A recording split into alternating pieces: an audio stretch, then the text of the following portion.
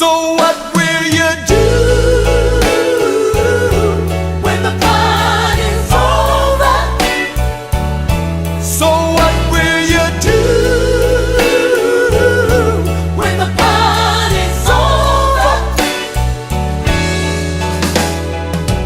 over? Welcome, Ray Corona and Third Man in the Ring. We are honored for you to visit us at our offices. Soca Fights, Fountain Valley, Southern California. We couldn't be happier. Let's talk some fights. Let's talk some craziness. Let's talk some promotion. Come on in. This is Soca Fights office. Ray, a lot of promoters, club promoters, don't even have an office. They work out of their home. We have a 1,400 square foot office. This is our lobby.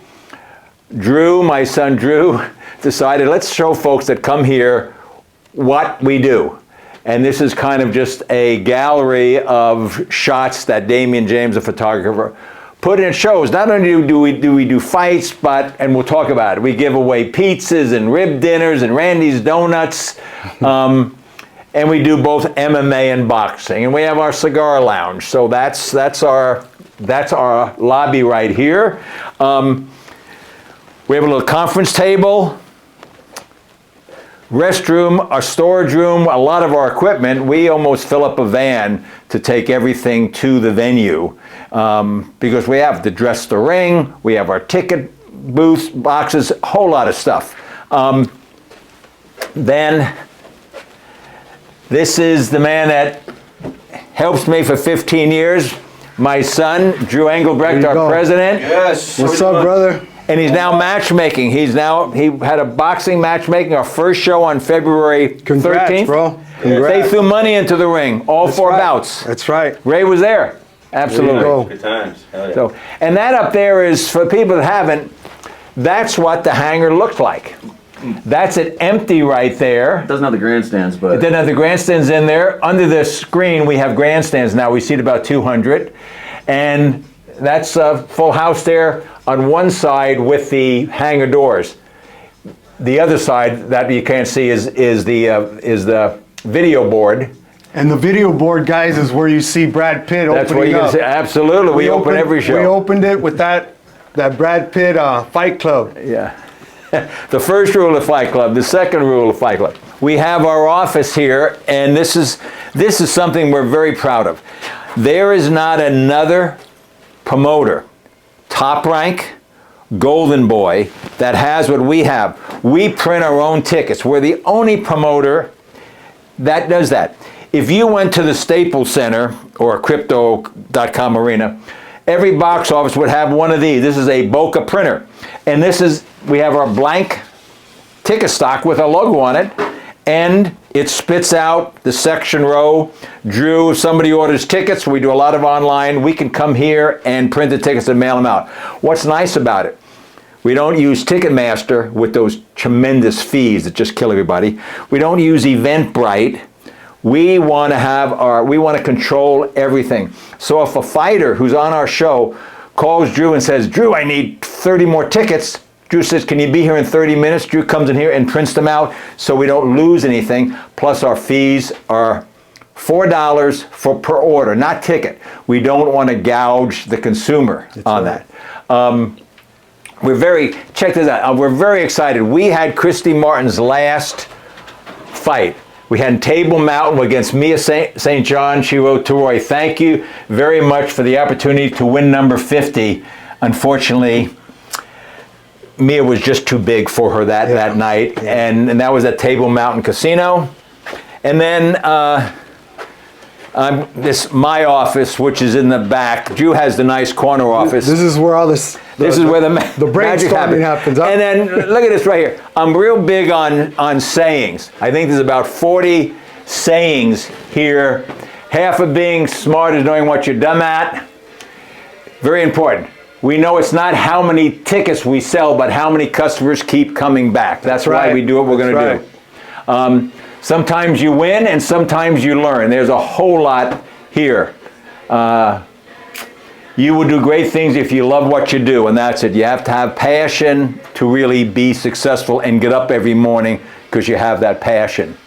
And I think here, there's not many. This is a Battle in the Ballroom poster. Wow. We spent, as we'll talk about. That was, I don't even know who those fighters are, but that's what it was. We were there 25 years. Here, this was on the card. Kina Malpartida, who became a world champion.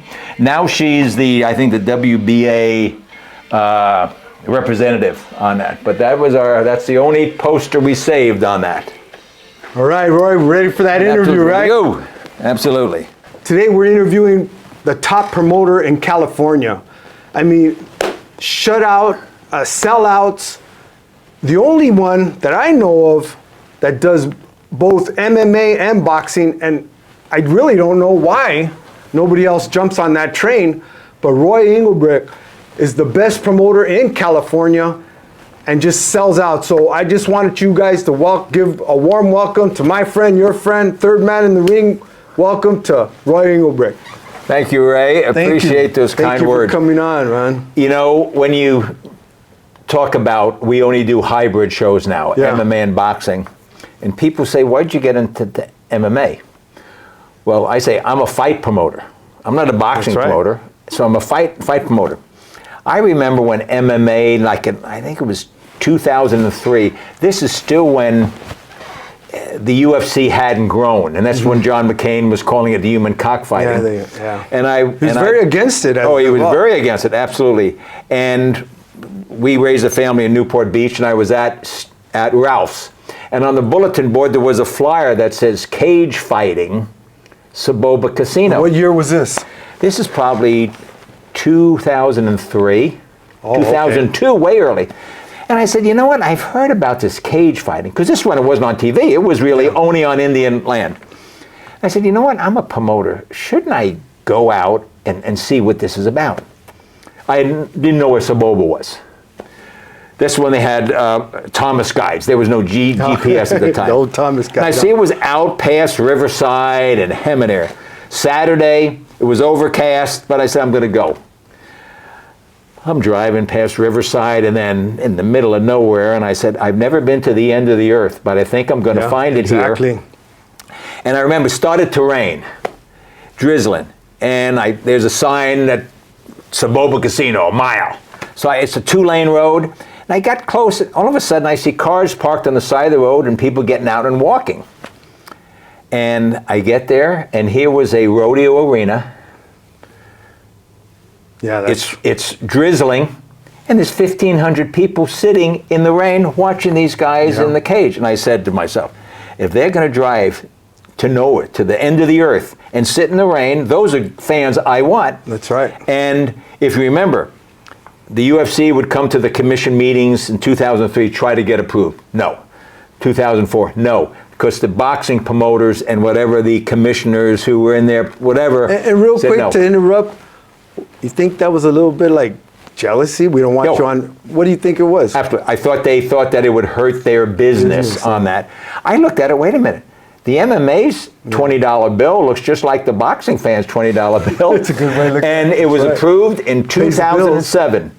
And Scott Coker with Strikeforce did the first legitimate approved MMA show at HB Pavilion in San Jose in 2007.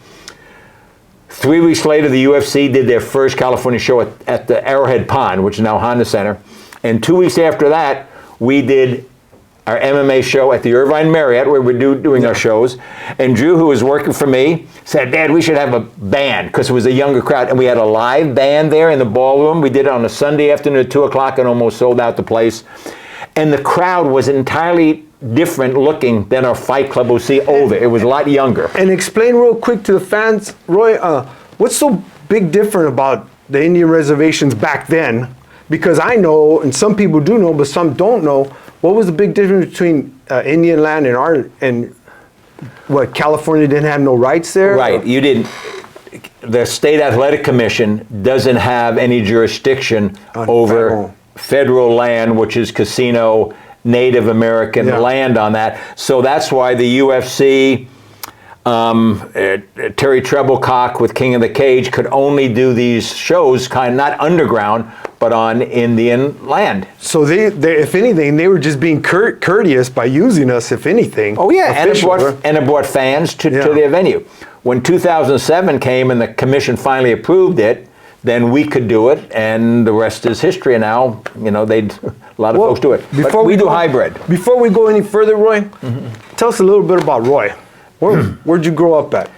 I was born in New Jersey, but we moved out to Southern California when I was 11 years old. That explains no Jack Reese accent. Absolutely, that's a little bit. I've never lost that. Golly, I've been lazy with my speech. And my dad was in law enforcement, and I had an older brother who's now a retired attorney, and I had a younger sister who's a retired sixth grade teacher. She lives in Rancho Cucamonga. Went to a military academy, thought I would be a career officer in the Army, and that didn't pan out. Went to a Christian college in Arkansas. I got a bachelor's degree there, got a master's degree at Northeastern Oklahoma State. So you're educated Came out guy, here and spent 8 years with the Lakers and the Kings. Worked for We're Jack gonna get and to Cook that. on We're gonna that. get to that. Yeah, and then have two. I've been married 54 years. Wow. Nancy has some health issues. Allison, our daughter, is 48. Lives here, has 5 children. Drew, who's been the president, has been with me for 15 years. Graduated from Vanguard University here in And Costa Drew, Mesa. guys, you see him always at the fights. He's always running around. Yeah. Him and Roy, they're just passing each other in the wind, but they're constantly working. We don't. I mean, some promoters, Ray, sit in the front row on TV, and they have a staff. We don't have a big staff.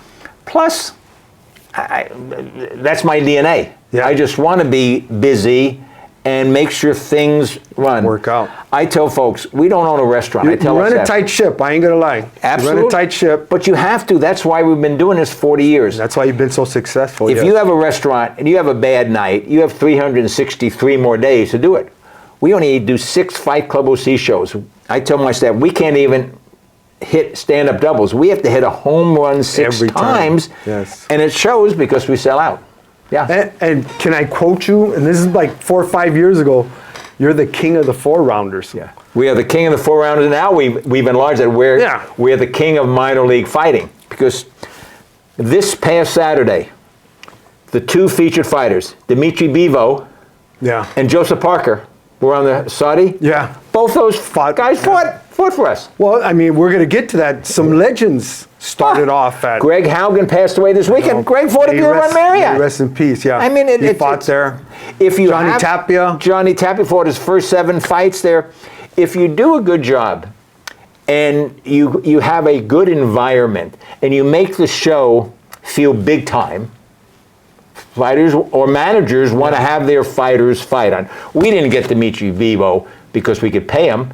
We got him because his manager, Vadim, said, Roy, I want to have a good experience for my fighter. I don't want to put him on shows up in LA. I don't want to have him fight in a tent. Well, you're giving them opportunity, to be honest. Yeah. I mean, look, from a fighter's perspective, I'm assuming they're saying, if he's going to give me a chance to fight, I'm going to take it. Yeah. And this is where I'm telling you, fans, this is why I feel your shows are so successful. When you get these young fighters, they really don't care about money. They just want to show their goods. Yeah. And they give their everything, their heart, their soul. You know what? They're not even thinking of they're obviously thinking maybe I can be a champion. Sure. But if I'm going to get a shot today, I'm going to take advantage of it. And that's what we teach at Fight Promoter University, that if you're a club promoter, we're a club promoter. All right, guys, since Roy's jumping ahead of me, you know Roy offers to be a promoter's class. He offers this. He gives you in detail, guys, the do's and don'ts of being a promoter, the ups and downs, because there is ups and downs, and what to do and what not to do. And at the end of this interview, he'll definitely give his information if you want to take the next class. I don't know when you're planning to do it again. Right. Well, it's online now. Oh, okay. And Ray, I started that because you can identify with this. Years ago, you could get a promoter's license in California. Yeah. For back then, it was $500. If your heart was beating, you could sign your name and give them $500. The State Athletic Commission would give you a promoter's license, which means that they would give you a license to do a show and lose $20,000. Yeah. Because everybody thought it was easy. Yes. People would come to the Irvine Marriott and say, "Oh, look at a sold-out ballroom. I can do that." And they think it was easy, and There's a lot of they would lose $20,000. And I was a guy that lost his home, guy that lost his marriage, and I said, you know what? I should give something back. It's been very successful. I wonder if I could teach a course and hold it while we're doing a show, so that the fans could actually come and the students could actually work the show and see how it comes together. And mind you, it's been successful. Even the online class. Am I right? So I'm telling you, fans, if you're really thinking about it and you're serious about it, I encourage you to take this course, because again, there's things you don't know. Things you don't know. The doctors, the ambulance, the do's and don'ts about weights, and there's a lot to it, guys. It's just like Roy said. It's not just you know what, I got a ballroom and let's get some fights going. It just doesn't. It's not that easy. And how do they say if it was that easy, everybody would do it? Would do it on that. And I feel bad that because it's so easy. You own a professional. Drew and I do the same thing that Stan Kroenke does with the Rams, what Jeannie Buss does with the Lakers, what Jerry Jones with the Cowboys. We own a professional sports franchise. Yeah. And what it is fighting. Yeah. So you pay $1,000 now to the State Athletic Commission, you get a promoter's license. That means you own a major league sports franchise. Yes. Fighting. And you can either do it and lose $20,000, or it's kind of pay me now or pay me later. Take fightpromoteruniversity.com course and then you can decide, you know what, let me try this. Yeah, because there are guys that have come to it while we would do it in person. A couple of guys from the East Coast came and they said, boy, I wish I would have gone this class a year ago because I lost $15,000. I wish I would have known on that. It's not a mistake if you don't know, I always say. It's just that you didn't know. And that's what we try to teach, to give something back to us. When I announced it, there were some promoters, legitimate, who got mad at me, said, why are you giving away all the secrets? We don't want any more competition. I was saying, you know what? I just want to give something back. The sport's been good to me. It's good. And we have some fighters. We have some students that have gone on and have successful promotions. Some other ones said, well, you know what? Now that I know, I don't want to risk it. It's a little too risky. But at least they know. Yes. They get that off their back. That's only fair to the fan. Absolutely. Because when you lose, obviously the fan will lose as well. Because when they come, they have one-sided fights. And that's another thing I'd like to point out as a referee. Great fights. I don't know who your matchmaker is. I know who he is now. Yeah. You know, but through the years, great fights, guys. Not. I'm just using the phrase tomato can, but anybody that gets in the ring or the cage is to me has the respect. But sometimes a promoter, and tell me if I'm wrong, sometimes a promoter will get a guy with 8 knockouts, 10 fights against a guy with 6 fights, all losses. Roy doesn't do that. Yeah. Roy doesn't do that. I mean, he gets competitive fights. And I think, I know, that's why the fans love it. The only show that I've ever seen, I've been a referee since 1998, been all over the world, fans throwing money in the ring. But with that said, yeah, you know what it is. Talk about your fans real quick. Well, you know, we started 40 years ago. 1 week ago was our 40th anniversary, February 11th, 1985. Don Frazier and I did our first show at the Irvine Marriott. Respected Mr. Don Frazier. I forgot to say that. May he rest in peace. But yeah, he's an old school guy there. Old school guy, absolutely on that. And we didn't know if we were going to sell one ticket. That's when the weigh-ins were the morning of the show. Yeah.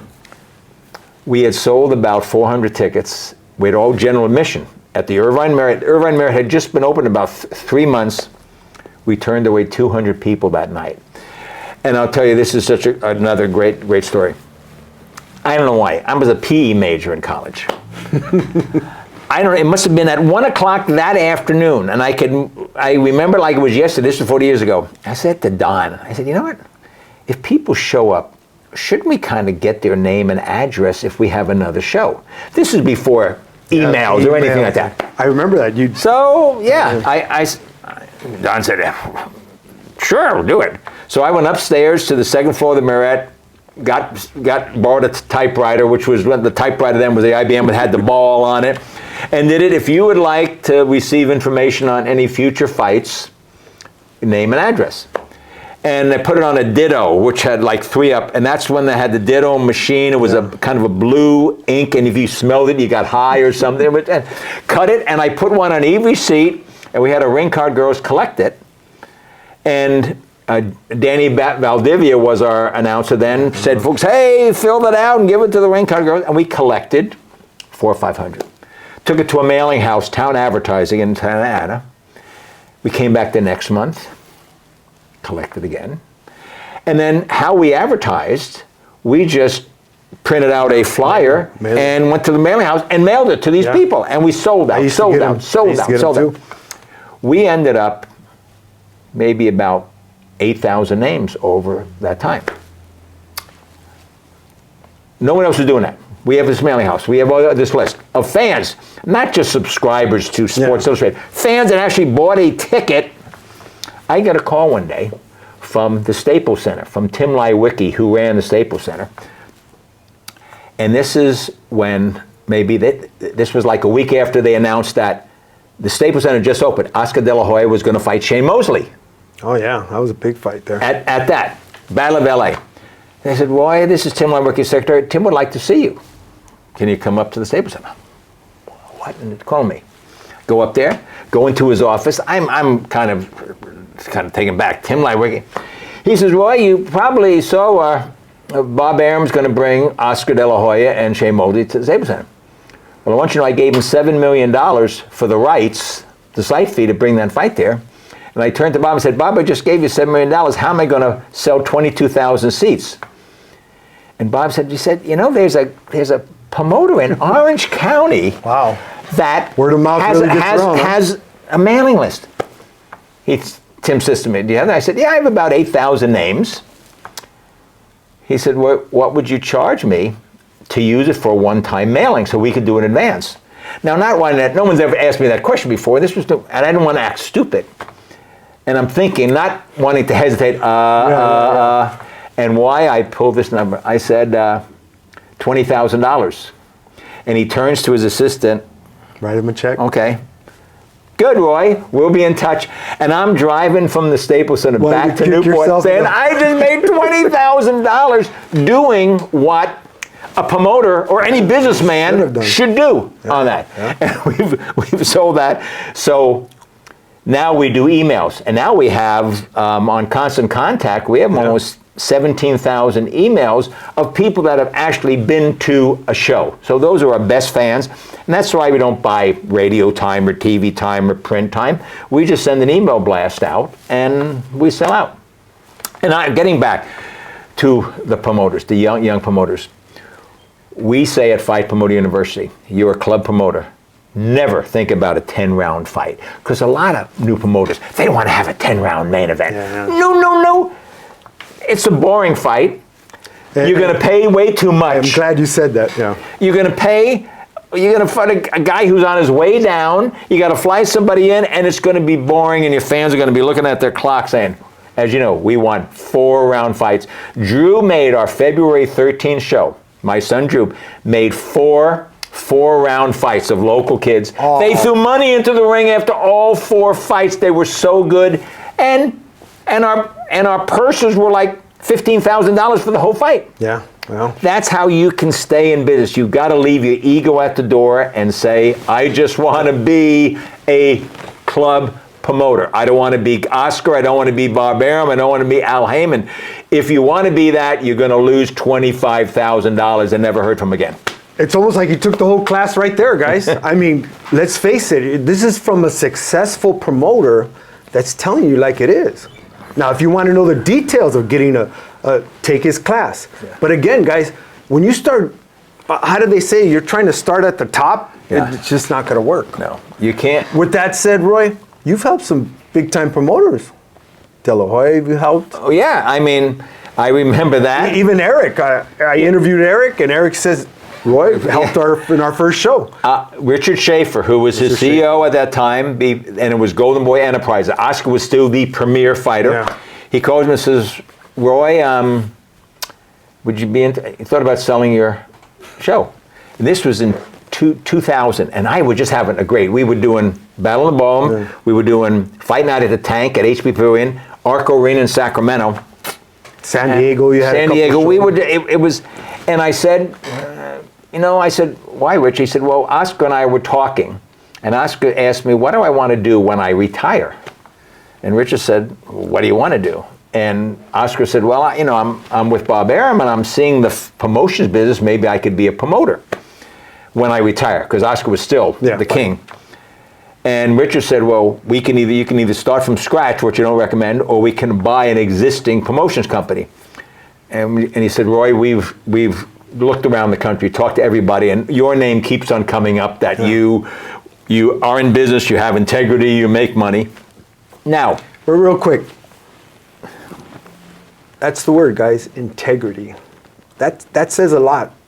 If there's no integrity in your business, it's going to fail sooner or later. Absolutely. It'll catch up with you. You might cheat here and cheat there and cheat a little bit there, but it will catch up to you guys. Yeah. Sorry for interrupting, but yeah, you know what? And I said, I said to myself, my business has never been better. But I said, if I don't at least go to the next step, Oscar's got more money than God. He could just open up across the freeway and put me out of business.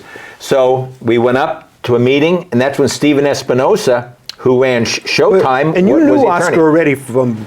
I just knew who he was on that. I had never met him on that. And Roy, we're going to offer you this, a lot of cash, 3-year contract to be the COO, and we did it, and we launched Golden Boy Promotions. And Eric Gomez was our first matchmaker, because Oscar, then when I met him, he said, Roy, now there's Golden Boy Promotions, I want you to you're going to have Eric on the payroll, and Ralph Hyman's on the payroll, because all those guys are getting tea times for me, and what club are we going to go to tonight on it, because they were all unmarried at that time. Yeah. And Eric now is running Golden Boy Promotions, but Eric was our first matchmaker. And he gave you props when I interviewed him. Yeah, no, Eric's a wonderful guy on that. And after my 3-year contract to be the CEO was up, it was tough driving from Orange County to downtown LA every day on that. And Oscar gave me a great severance package. He gave me back all the shows that we were doing, and so you guys parted ways with it. Oh, absolutely, great relationship. Huh? And they've come and done some shows at the hangar where they ran, and they retain us on that. So, well, I don't know if I could say that. We'll edit it if we're not. But he just bought the American kid from Hawaii. Didn't Eric? Jordan Panten, who fought 5 times at the Fight Club OC. Yeah, yes. He signed him on that. So, it's a different level. You're a club promoter. There really isn't any AAA. We're AAA. Yeah. Club promoters, like if you want to use the analogy of baseball, we're AAA. Yes. Fighters have to get their start. They don't turn 18 and fight for the world's title. They have to get their start, and we provide that platform. And if they're good enough down the road, then they'll go to the Golden Boys or the top ranks or so forth on that. But if not, they'll just be a club promoter, being on our show, going to LA on 360 and so forth on that. Well, I mean, just let's be honest. You're blessed. Yeah. You pay the bills, and that's the platform he's given at Orange County, the fairgrounds. Great fights, great action. How about your MMA guys? Does your son? No, Drew doesn't. We had Mel Valenzuela was our MMA matchmaker for a while.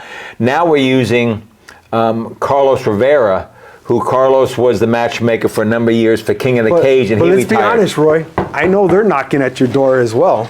Your local MMA guys. Yeah. I know. We thought about that. And there's some gym owners, but you don't want to have a gym owner be the matchmaker, because then he'll just use his guys, and some of the other gym owners will be jealous on that and so forth. So you try to be fair across the board, right? Right. We do 4 boxing and 2 MMA. Yeah. The last show, February, we only had 1 MMA because the one MMA guy fell out. It was over, and so it just happened. And plus, bless Carlos's heart, he made the fight. It was a guy 23-17. I said, Carlos, that's not what fight. See, that was his first time working with us. We said, we don't want a 23-17 guy. He's over the hill, and he ended up, I don't want to fight. Yeah. And why didn't you tell us a month ago on that? So, but it was a good fight. And it was a great fight. Yeah, for the other one. So we were happy with that. That's a case where they went the distance. I'm kind of glad there wasn't that MMA fight. We saved $3,000. Yeah. Couldn't have to pay him. So, with that said, Roy, what do you talk about some ugly times? Do you know anything come to mind that you know you wish it didn't happen, or you know what? It has been 40 years 40 years, guys? of success. Yeah. I mean, besides Oscar buying the company, we've sold it 3 other times. Yeah. 3 other times That was it. on that. And a lot of people say, don't tell them you sold your business 4 times. They'll think it's a crummy business. No, it's not a crummy business. The guys that bought it wanted to sit in the front row, wanted to date the ring card girls, thought it was easy. Yeah. One group that paid me high 6 figures, after a year, the guy that bought it, he had his friend run it. He calls me and he says, why? I don't think we're making any money. The guy who was running it won't show me the checkbooks. I said, wait a minute, Ted, you own the company. Well, he didn't have a lot of friends, so this was the guy who was running was his good friend. I said, Is that good business sometimes? No, because he didn't have any friends. Another tip in the promotion class. Yeah, absolutely on that. And I said, well, Ted, this is your company. Tell him to show you the books on that. And, well, I just bought him a new Jeep, and I don't want him. A month later, he called me and says, well, I let this guy go. I said, do you want the business back? This was the Irvine Marriott. You want the business back? I said, well, Ted, it's been damaged. You damaged the business. Ted was kicking some season ticket holders. They were putting his buddies in the front row. I said, I'll give you 10 cents and $1. And he said, done. And I got it back. Did it again. But there was never a no, there was moment. You were still doing. We never had any fights in there. We didn't have to shut down. There were only good experiences at the Marriott, at the Fight Club OC. Now, I mean, I'd like to think there was something. Well, the worst thing we had 2 fights fell out, and we had 4 fights, 1 show, which I hate. But they all went the distance, and nobody cared. And we give away a lot of stuff, so it was a 2-hour show. I always say, Ray. The atmosphere is good. Absolutely. If the last fight is great, you can have 3 first-round knockouts. And if your last fight of the night is a barn burner, they walk out saying, man, was this a great evening?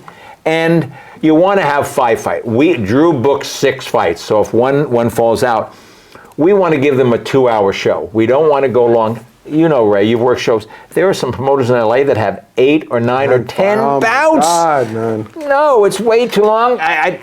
You know why they're doing it? Because they need those fights to sell tickets. They don't have 400 season seats that we already have sold for the whole year, so they need that, and it's long. Another tip, guys, there on the promotion class. I mean, you're right. Sometimes when they have 10, 11, 12 fights, I'm like, you guys, man, I just don't understand, but they're clicking now, Yeah, they need to sell it. We don't need to do that. Plus, we say at Fight Promoter University, some of these new guys, don't get a 5,000 seat arena. Get a ballroom, get a 1,200 seat, because, well, I want to be it. I want to be in an arena. We had a graduate of Fight Promoter University. He wanted to be MMA. Called me from Orange County. Called me and said, well, I'm going to do my first show. Well, good. Where are you going to do it? Well, I'm going to do it at the Bren Center, which is at UC Irvine, the basketball arena. 5,000 seat. I said, that's 5,000 seat? What did we say about starting? Oh, no, I'm going to sell out the place. I'm going to sell out the place. Sold 800 tickets. Never did another show. And what he ended up paying for, he ended up paying for 4,200 empty seats, as opposed to, you've got to leave your ego at the door. Leave your ego at the door if you want to be a fight promoter. Leave that ego at the door. That's probably 101, no? Absolutely. You got to leave that ego. Absolutely on that, because you start small. Be be happy that you're a club promoter.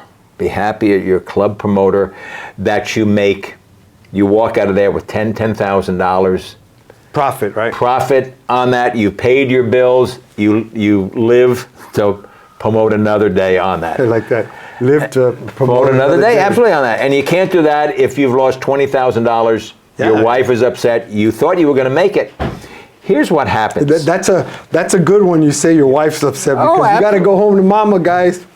And let me tell you, if you tell mama, hey, we're in the hole, Yeah. it ain't gonna be a nice And you've been week. telling her that we're going to make $20,000. Yeah. And here's what happens, Ray. Do you get a certificate in this? Oh, yep, you get an MBA. Wow. Master of Boxing Administration, an There's something MBA, like that. and just like an MBA. Can't go wrong there. You know what happens to these young promoters, and we teach this at Fight Promoter University.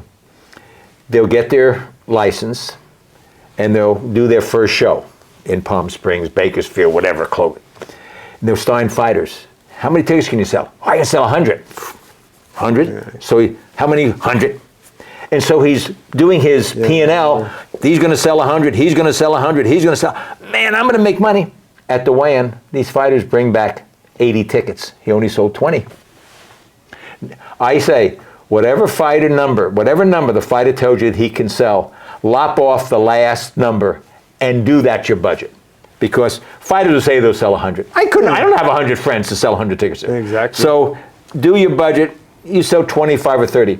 We don't make our fighters sell tickets. We give them $10 commission. There are some promoters here in Southern California that require the fighters to sell tickets, and that's their purse. We don't want to do that. That's not cool. These kids are working. They're training 3 hours a day. You know what? We'll give you $10. $10 a ticket that you sell. We had a kid sold 190 tickets. He got $1,900. He made more on his ticket sales than he did on his purse. And we're happy with that. We want these kids. He's got to pay his mortgage. He's got to put gas in his car on that. Critical for that. That's another tip for you promoters that want to do that. You know, 'cause, there's a few shows that they had to sell tickets, and that would be your purse. Yeah. You know, I ain't gonna say no names, but I just thought that was weird. And that's tough because if the fighter hasn't sold a lot of tickets, he'll call the promoter 3 days before, say, I hurt my elbow. He's off the show. Yeah, now he's off then he's the got to show. chase them for the ticket money. No, we don't want to do that. We want to be as big time. We feel that, as you know, you've worked our Fight Club OC show. It has a big time feel to it. That's what we want to have that. We open up the doors, there's a cigar lounge. It's like going to the Staples Center or the Honda Center. They have a video board, we have a video board. They have suites, we have suites. They have a lighting trust, we have a lighting trust. And food, good food. And good food in that. So you can be a minor league promoter, but have a major league presentation. There you go. With that said, Roy, it's a touchy subject. Don't get me in trouble. No. How you feel about the state of California, the commission? Well, I am now the oldest fight promoter by age and years licensed since Don Chargan passed. So you have seen, Ray, and I have seen a lot of executive officers. A lot. Come and go, yeah. Come and go a lot. Without a doubt, Andy Foster is the best executive officer that I've ever worked with, and I'm sure might be, and I've been licensed in California, I've been licensed in Nevada, I've been licensed in Texas, I've been licensed in Kentucky, I've been licensed in Pennsylvania, I've been licensed in New York. Nobody holds a candle to Andy Foster. A, because he has great integrity, which he says is important. He's a former fighter, he's a former promoter. He has lived and died in the ring or as a promoter, so he can identify with us. Andy will work with promoters. He's not going to do anything that the rules and regulations say he can't do, but he will work with a promoter, and that's why. And he'll hold his ground when he feels absolutely. That fight's not gonna be approved. And you can at least talk to him. Say, Andy, you didn't approve that fight. Let me go back to you and maybe make my case a little bit better. Look at that. He'll hear you out. Yeah. And he'll hear you out. He won't just cut and dried. No, on that. And then let me quote him on his interview. I sanction fights, not beatings. and say it in that accent, this crazy accent.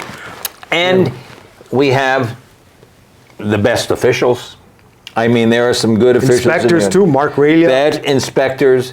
I go back with Joe Boreelli and Dean Loheis, who used to run, he was the lead inspector when there weren't a lot of those on that. We have, we had one executive officer who will go unnamed, who was the new sheriff in town and made life very, very tough for the promoters, very, very tough for everybody.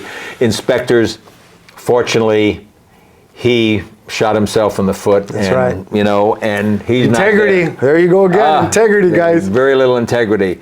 So I'm blessed to be, Yeah. and I go to almost every commission meeting because I respect the commissioners, and why not go and learn something on that? So I'm happy. Roy's always there with his laptop, Yeah. and we know he's paying attention and crossing the T's and dotting the I's. Well, you never know.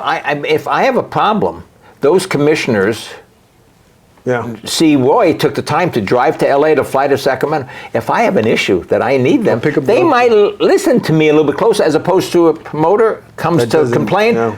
Are you a promoter? I've never seen you here. Yeah. So, I mean, there's an ulterior motive, even though this is my business. It's almost like mutual respect. If you're going to call us, at least come and hear us. Yeah, absolutely. You know, if you're going to call and complain or even have a request, at least come to the meeting and know what we're demanding of a promoter. You Absolutely. know? And you're there every time. Yeah. So with that said, Roy, again, what is your next show coming up? I'll tell you, April 17th. Our tickets are our website, Soca Fights, SOCAfights.com. It's going to be on the bottom here. It's on the bottom. I say, Fight Club will see it's the most fun you can have on a Thursday night in Orange County. And then we say, we'll sell you the whole seat, but you'll only need the edge. I like that. I like that. And it's the most fun. And we have the cigar lounge. The cigar lounge will be open April. The weather will be nice. It'll be, again, it's not because it's our show. It's a lot of fun. Plus, we give away money now. We got the $1,000 knockout with the Hustler Casino. I've seen that. We got the knockout hunger, where you can bring a non-perishable item, and 5 winners win $200 cash. Giving back to the community there, guys. That again, that says a lot about Roy. Yeah. You know, it's entertainment. I come, as you know, I come from a minor league baseball ownership background, where minor league baseball is more about the entertainment, the mascot and the games between innings. That's what we do at Fight Club OC. We give away Randy's Donuts, Newport Ribs, Gina's Pizza, Descano Mexican Dinner, $1,000 knockout promotion. So there's something going on. It's entertainment. It's not just sitting there, one fight, another fight, a lot of shows. Yeah. A lot of interaction with the fans. Right, and you can do that at a club level. You can't do that on a top-ranked show because they're on network TV. You can't do that. We can do it here on that. So that's what we like. So before we get off, Roy, again, one more time, your class, your next show, anything else you want to tell the fans about Roy? Well, Fight Promoter University is fightpromoteruniversity.com. It's an online course right now. One more time, please. Fightpromoteruniversity.com. You see it. It's a very good website. It's an online course that you buy, and then you can watch each session. I think there are like 23 different sessions about everything from matchmaking, marketing, ticket sales, operations, signing fighters. All that is on Fight Promoter University. And then our tickets to all our shows are socafights.com, SOCAfights.com. And before our next Fight Club OC show, we have a show at Gardens Casino in Hawaiian Gardens on March 15th, which is also on Soca Fights. That's a amateur Muay Thai and kickboxing. Fight Club OC is a pro show. Yeah. There's a lot of promoters that'll put some amateurs on. We don't believe that. Person's paying to see pros. If you're going to be an amateur, just put amateurs on. And we do that at Gardens Casino because they have a nice little event center on that. And before we get off, this is only by invite only, your special show that you have once a year. Right. We've been doing it 31 years. NAIOP does it at the hangar. Black tie event, guys. Black tie. Cigars and the whole dinner. Works. Yeah, absolutely. And we do that, and we've been doing it 30 years. It's a big fundraiser for the National Association of Industrial and Office Properties. It's like $600 a ticket, very exclusive. We do it at the hangar. We used to do it at the Hyatt Regency. Joseph Parker, the heavyweight champion who fought at the NAIOP show 15 years ago, Wow. won his first belt. It was an NAIOP belt on it. So you never know who's going to show up. Deontay Wilder fought at Fight Club OC. Yeah. I mean, that's what we're about. You can do that. We don't pay those. Managers call us and say, hey, if I pay for a fight, can I buy a slot? And we say, sure, you pay for everything and we'll give you that experience. Again, that says a lot about Roy. Yes. You know what I mean? Well, it says a lot about our team. Thank you, Drew and myself on it. Hey, no, I'm going to give props to the whole team because it's how do they say, it's a fine machine that everything, all the parts need to work for it to happen. And that is the case. That's the case. And again, I just want to point out the only show, I've been a referee since 1998, been all over the world doing fights. I've never seen a show where they throw money in the ring. That's the fans saying, thank you. Yeah. Thank you from Roy to Roy's son to the team to the fighters. Yeah. The whole show was just awesome. This is why I wanted to interview you, Roy. It is amazing, Ray, when they walk up and they throw wadded up dollars, and it's the fans are saying, like you said, they know that they're getting paid, but they went above and beyond. This is a tip for good service, for a good fight. And they thought, I thought it was for me, but it turned out it wasn't. We've had $300 thrown in, and we split the money. Yeah. It doesn't all go to the winner. We take it, we count it, and we go to the loser's dressing room and the winner's dressing room and split that. And I don't think, Ray, this is our 15th year at Fight Club OC at the Hangar. I don't think there's been a show that there hasn't been at least one fight where they threw the money into the ring. And that's the challenge that our matchmakers have to keep that going. Now, Drew, I didn't try you. You better not get the big head, Drew, because they threw money in all four of Drew's fights on that. One. Great card. And it was a great card. And these were just 4-round local kids making their pro debut, 1-1. That's the fans want to see. They give it all. They know they're not going to see Manny Pacquiao. As well as the MMA guys. Yeah. The MMA fights are awesome, guys. Yeah. Awesome. And I'm just a fan there. I judged a couple. I actually had I refereed 3 MMA fights at your show. Is that right? Okay. Because I guess one of the referees couldn't make it, and Mark goes, all right, it's your time, Ray, and he gave me a shot. But, well, before we leave, Roy, I always ask my fans, well, if you want to go out to eat for a nice sit-down dinner with the wife, where would you go? What kind of food are you like? Well, I'm Sicilian, so Italian food is very good. That's it. Maggioni's in South Coast Playa is awful good. It is one of our favorite I went places. there like 2 weeks ago. Is that right? Yeah. That's a good place. So, and music? What kind of music do you like? We're major country fans. The old country, the George Jones, Alan Jacksons, the George Straits, the Farron Youngs, Midland. Hank Williams Jr. That's country music. That's country right there. That's that roughneck stuff, the Ballroom. Honky tonks. That's Gary Stewart, absolutely, we love it. And any other sports? You know what? I didn't really press on that, but you were involved with the Lakers. You started the Laker girls. I spent 8 years. I worked for Jack Ken Cook for his last 5 years, and Jerry Buss for his first almost 3 years. So you knew Jerry well, huh? Knew Jerry. I mean, it was like day and night going from Jack Ken Cook to Jerry Buss with his girlfriends, and I always wanted to do I thought a dance team would work, and I went with him with the idea of a dance team, not cheerleaders like the NFL at that time. And he said, "Roy, I just bought the team. I like it. Do with it, and the rest is history." I would say I like that, but my wife's watching, so That'll be for the next. That'll be for the next YouTube session. So, and what other sports do you watch? Are you other? You know what? Because I do this, I don't watch many fights at all. At all. No? No, because it's like a busman's holiday. I do this. I want to spend time with Nancy before she got sick. Well, we wish Nancy all the best. Yeah, thank you. We really do. I don't watch. I'm not what the work is. Sorry to bring that up, but we wish Nancy the best for the simple fact. It might sound greedy, selfish. It's going to be hard to be working when you know the wife's. Yes, it is very. It is very hard, and I can only imagine a heavy burden. God's in control. God's in control, and His ways are not our ways. That's right. Our ways are not His ways on that. No, and you know, I've been blessed to have worked with the NBA, the National Hockey League.